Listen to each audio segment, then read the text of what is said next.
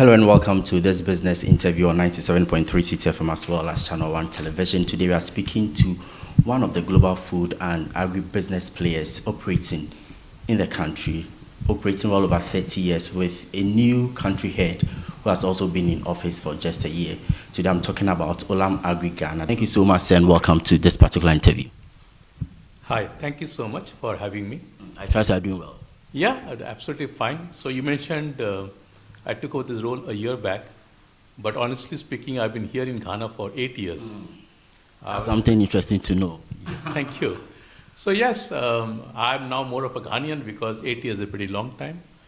I was earlier heading one of the main business of Olam in Ghana, the wheat milling business. And then last year I took up this additional role, the new role of country head. So it's been 1 year in office. What have you been up to? So it's a lovely journey. You mentioned 30 years plus in Ghana for Olam. So the journey of Olam has been fantastic. Even for us, and for me personally, the journey has been great. Whether it is moving from our trading business, export business to local production, now into local sourcing, a lot of new initiatives. Last 1 decade, we have done a lot of investment in production, including a lot of few processing units. We are now working on local sourcing of rice, working with farmers here. So overall, I think we are doing beyond business. We are helping and working with the government towards food security, towards investment, towards making Ghana independent in food and agro products.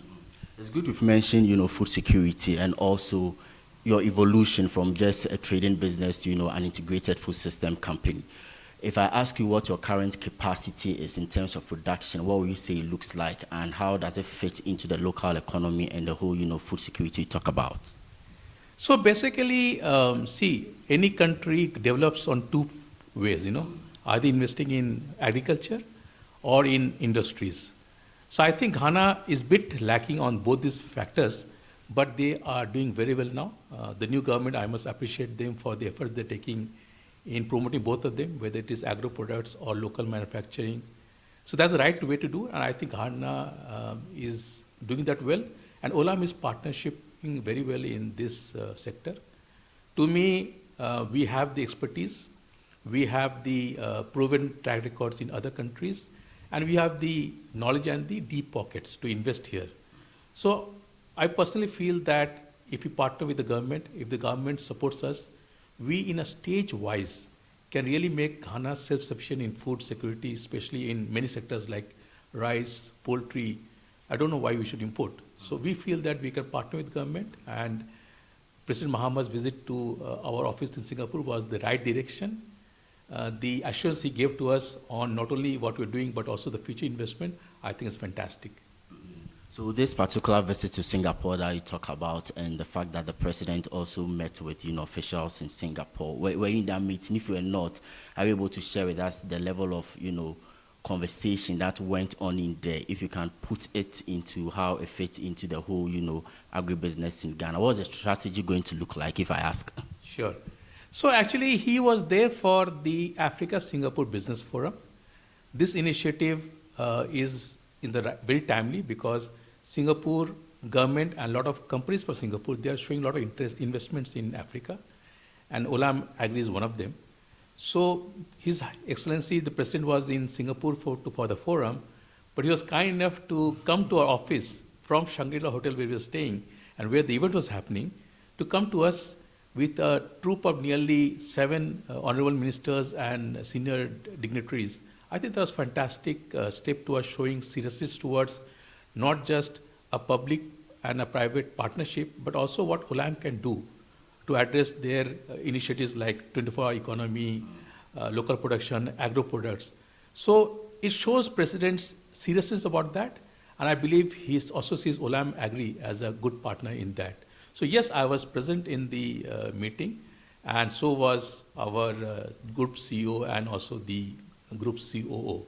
So it was a fantastic meeting, very meaningful. And I think we saw a lot of assurance from him as to how we can collaborate and bring in investment for addressing the local food security, because unfortunately, we still import a lot of food products and we export so much of foreign currency. So overall, I think this private partnership is the right way to progress. Indeed. So 30 years in Ghana, operating as one of the global food and agribusiness players in the country.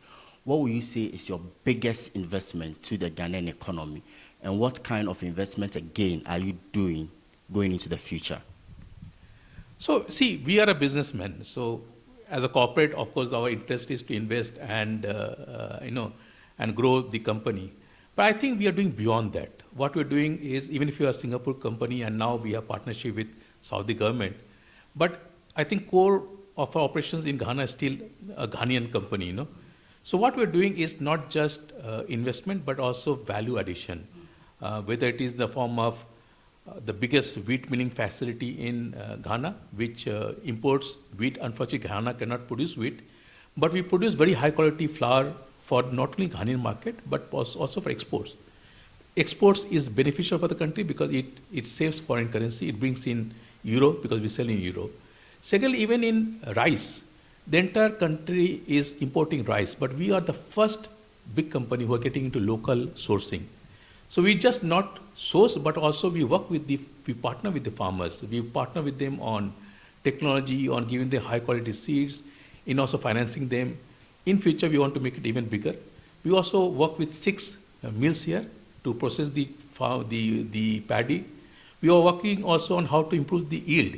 The big issue with Ghana is both the irrigation land available, which is only 11% compared to say 40% globally, or big rice countries have 50%, to even multiple crops. We do only 1 crop a year. Other countries do 2 or 2.5 crops a year.